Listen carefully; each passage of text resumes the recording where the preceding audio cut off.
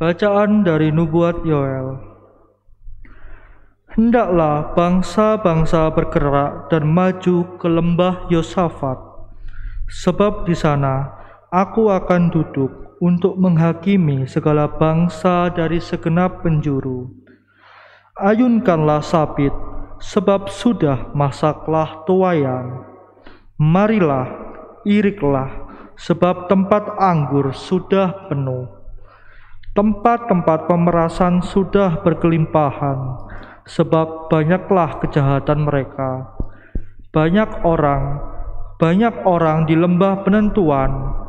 Ya, sudah dekatlah hari Tuhan di lembah penentuan. Matahari dan bulan menjadi gelap, dan bintang-bintang kehilangan cahayanya. Tuhan mengaum dari Sion, dari Yerusalem Ia memperdengarkan suaranya, dan langit serta bumi pun bergoncang. Tetapi Tuhan adalah tempat perlindungan bagi umat-Nya, dan benteng bagi orang Israel. Maka kalian akan mengetahui bahwa Aku, Tuhan, adalah Allahmu, yang tinggal di Sion, gunungku yang kudus. Dan Yerusalem akan menjadi kudus, dan orang-orang luar takkan melintasinya lagi. Pada waktu itu akan terjadi bahwa gunung-gunung akan meniriskan anggur baru, bukit-bukit akan mengalirkan susu, dan segala sungai Yehuda akan mengalirkan air. Mata air akan terbit dari rumah Tuhan dan akan membasahi lembah Sitim. Mesir akan menjadi sunyi sepi, dan Edom akan menjadi padang gurun tandus. Oleh sebab kekerasan terhadap keturunan Yehuda, oleh karena mereka telah menumpahkan darah orang yang tak bersalah di tanahnya. Tetapi Yehuda tetap didiami untuk selama-lamanya, dan Yerusalem turun-temurun. Aku akan membalas darah mereka yang belum kubalas. Tuhan tetap diam di Sion. Demikianlah sabda Tuhan. Syukur pada Allah. Bersukacitalah dalam Tuhan, hai orang benar. Bersukacitalah dalam Tuhan, hai orang benar. Tuhan adalah Raja. Biarlah bumi bersorak-sorai. Biarlah banyak pulau bersukacita. Bersukacitalah dalam Tuhan, hai orang benar. Gunung-gunung luluh laksana lilin di hadapan Tuhan semesta alam.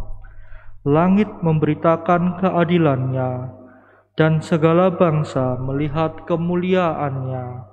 Bersukacitalah dalam Tuhan, hai orang benar. Terang sudah terbit bagi orang benar, dan sukacita bagi orang-orang yang tulus hati. Bersukacitalah karena Tuhan, hai orang-orang benar, dan nyanyikanlah syukur bagi nama-Nya yang kudus. Bersukacitalah dalam Tuhan, hai orang-orang benar.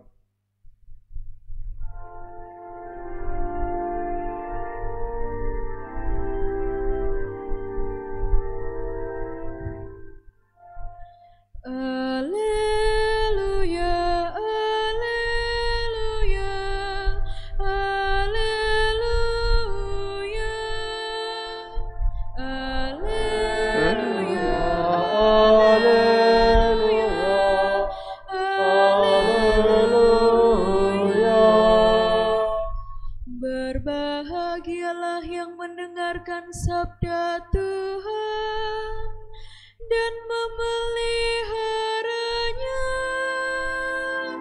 Haleluya, haleluya, haleluya, haleluya,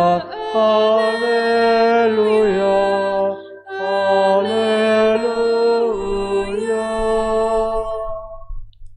Tuhan bersamamu. dan bersama rohmu. Inilah Injil suci menurut Lukas. Dimuliakanlah Tuhan. Bab 11 ayat 27 sampai dengan 28. Pada suatu hari, ketika Yesus sedang berbicara kepada orang banyak, berserulah seorang wanita dari antara orang banyak itu dan berkata kepada Yesus, "Berbahagialah ibu yang telah mengandung dan menyusui engkau." Tetapi Yesus bersabda, "Yang berbahagia ialah mereka yang mendengarkan sabda Allah dan memeliharanya." Demikianlah sabda Tuhan. Terpujilah Kristus. Untuk menangkap pesan Injil yang baru kita dengar tadi, saya bantu dengan suatu pertanyaan. Siapakah Yesus itu? Siapakah Yesus itu? Apa jawabannya? Yesus adalah seorang guru. Yesus adalah seorang guru yang hadir pada waktu Yesus mengajar, yakni tentu ada 12 rasul. Kemudian ada orang banyak. Di antara orang banyak itu ternyata ada seorang ibu. Usianya berapa tidak disebut, umurnya juga disebut.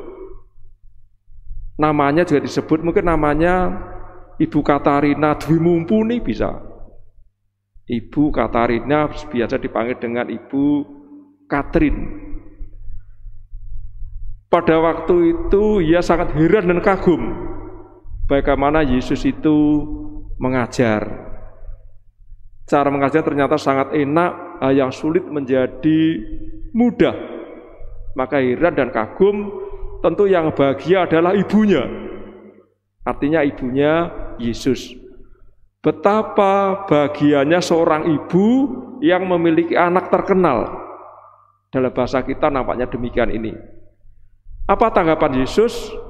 Yang berbahagialah ialah yang mendengarkan firman Allah, sabda Allah, dan melaksanakannya.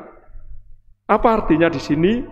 Ternyata di balik kisah yang pendek tadi yang mau dikatakan, yang disebut di sini, ternyata bukan hanya seorang ibu dalam hubungan darah atau hubungan daging.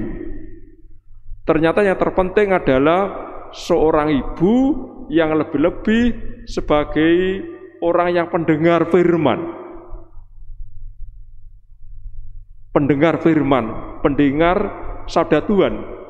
Dari mendengarkan itulah Bunda Maria dikabarkan yakni mengandung firman Allah, sabda Allah, mengandung Allah jadi manusia yakni Yesus, dan juga mengelahirkannya dan juga melaksanakannya dalam kehidupan sehari-hari. Ini luar biasa. Komentar Yesus berkaitan dengan orang yang bahagia. Tentu pertama-tama di sini bukan seorang ibu karena hubungan darah dan daging, tapi lebih-lebih seorang ibu yang mengandung firman Allah, sabda Allah, mengandung dirinya, Yesus, dan juga memeliharanya. Pesan apa untuk kita yang bisa kita renungkan? Kita bersyukur karena kita punya Bunda Maria. Lebih-lebih bulan ini adalah bulan Rosario. Baru saja kita memperingati peringatan wajib Bunda Maria Ratu Rosari tanggal 7 Oktober ini. Kemudian yang diminta dari kita diminta bukan hanya menjadi pendengar firman Allah, bukan hanya menjadi pendengar firman Allah, tapi sungguh-sungguh melaksanakannya dalam kehidupan sehari-hari. Ini yang bisa kita renungkan dari pesan Injil hari ini. Berkat Allah menyertai kita semua.